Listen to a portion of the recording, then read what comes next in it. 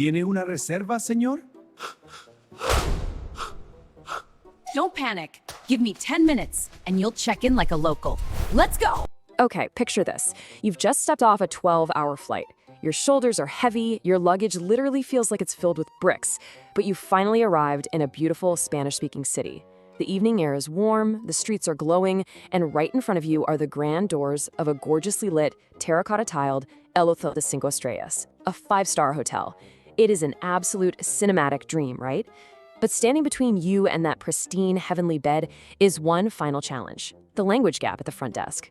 Into a scene where you confidently navigate your check-in like a total pro. Mastering just a handful of targeted vocabulary words is the key to unlocking a totally stress-free trip. If you know how to communicate your basic needs, you bypass all that confusion, you prevent those awful booking misunderstandings, and most importantly, you get to your sanctuary faster. So we're going to break down everything from different lodging types to room basics and front desk interactions so you can absolutely thrive on your next adventure. So let's dive right into this. Not all accommodations are created equal, and knowing what you're booking sets your expectations. The most common is, of course, the hotel. In Spanish, it's spelled the exact same way, but remember, the H is completely silent. El hotel. Simple enough. Now, if you're backpacking or saving money, you might look for a hostel, which is el hostal. Just be aware that hostales often mean sharing spaces, so you trade a little privacy for budget savings. Then we have the more intimate, charming spots. An inn is la posada, and a bed and breakfast or guest house is la pensión. Pay attention to the accent on the O in pensión when you say it. All right, you walk through those lobby doors and approach the front desk, or la recepción. Here is your 3-step cinematic check-in sequence. Step 1, confirmar la reservación, to confirm the reservation. Step 2 is absolutely crucial for international travelers. Mostrar el pasaporte, showing your passport. The receptionist will almost always ask for this, so have el pasaporte ready in your hand. And finally, the moment of triumph. Step 3, recibir la llave, receiving the key. La llave is your golden ticket to a good night's sleep. Now, the crucial point here is that during this exchange, the receptionist is likely going to confirm the details of your stay. You absolutely need to know these terms to prevent arriving on the wrong day or paying the wrong way. La fecha de llegada is your arrival date, and la fecha de salida is your departure date. When it comes time to settle the bill or pay the room rate, which is la tarifa, you need to listen for 2 payment phrases. Are you paying with a credit card? That's con tarjeta de crédito. Or are you paying in cash? That is en efectivo. Wait, hold on. What if my flight got delayed, my original booking got canceled, and I just wander into a foreign hotel completely unbooked? What do I do then? Don't panic. Seriously, it happens to the best of us. If you're standing at the recepción with no booking, here is the emergency line that will save your night. ¿Tienen habitaciones libres para esta noche? Do you have available rooms for tonight? Now, communication is a two-way street, right? You need to understand their response. Listen closely, because they might ask if you want a room that is sencilla, meaning a single room, or doble, a double room. Let's move on and see how this builds out our front desk toolkit. Before you grab your luggage, there are a few more essentials you might need to reference at the desk. If they can't find your name, you'll need your reservation code, el código de reserva. If you need assistance with your bags, you're looking for the bellboy, or general service, el servicio. And, of course, if you want to wash off the grime of travel, you have to ask for the pool schedule, el horario de piscina. Get those details now so you don't have to come dragging yourself back down to the lobby. Okay, the desk clerk hands you your key card. In Spanish, a card of any kind is la tarjeta.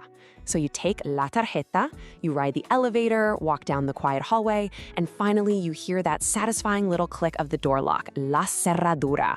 You push the door open, step inside, and the beautiful, softly lit room is officially yours. Let's explore your sanctuary. Let's guide your eyes around the room. On the windows, you might find las cortinas, the curtains, or perhaps heavier shutters to block out the morning sun, known as las persianas. In the corner, a place to throw your heavy coat, the chair, la silla. And right next to where you'll be sleeping is the nightstand, la mesa de luz, literally the table of light. And you know what? This brilliantly illustrates one of the biggest traps for English speakers learning Spanish. Look down at the floor. You might see a nice rug or carpet and think, carpet, it must be carpeta. No, please don't call the front desk asking for a carpeta because you spilled coffee on it. Carpeta means a folder, like for paper documents. The actual word for carpet or rug is la alfombra. Don't get caught out by that classic false friend. All right, let's break down the absolute pinnacle of your travel day, the bed. In Spanish, the whole bed is la cama. But let's look at the anatomy. The mattress is el colchón. The sheets, and make sure you put the vocal stress right on that first A, are las sábanas. You lay your head on the pillow, la almohada, and you pull up the bedspread, el cubrecamas. It perfectly implies what it does, right? Covering the bed. Before you dive into La Cama, you probably want to freshen up. Let's step into the bathroom. A quick pro tip here, especially if you were staying in El Hostal, you want to confirm at booking that you have a room with a private bathroom, which is a room con baño privado. Once inside your private oasis, you need to make sure it's fully stocked. Here are the amenities you'll definitely rely on. The shower itself is la ducha. To dry off, you'll need the towels, las toallas. To get completely clean, look for the soap, el jabón, and the shampoo, el shampoo. And if you need to dry your hair before heading out for some late-night tapas, you'll reach for the hairdryer, which is beautifully descriptive in Spanish, el secador de cabello. But wait, we absolutely cannot skip the ultimate pronunciation challenge. This is the one item you do not want to be without, and you definitely don't want to struggle to pronounce it when you urgently need to call housekeeping. La recamerera. It's toilet paper. In Spanish, it's el papel higiénico. Papel higiénico. Seriously, practice that one out loud a few times right now. Trust me, it pays to master it before you desperately need it.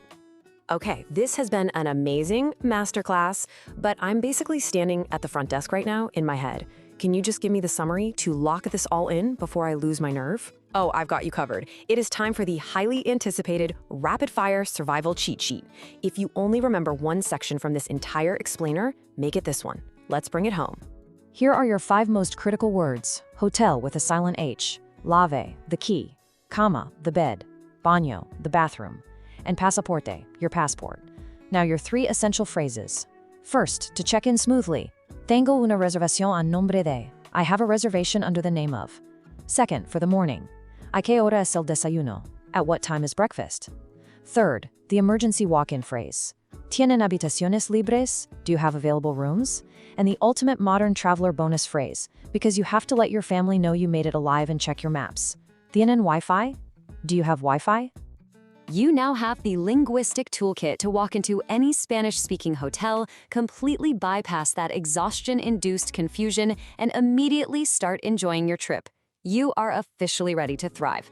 So the only question left for you is, armed with this new confidence, where will your new vocabulary take you next? Buenos viajes and enjoy your amazing, well-earned rest. Surviving the hotel is just step 1. Now, let's get you some tapas. Subscribe so you don't starve on your trip.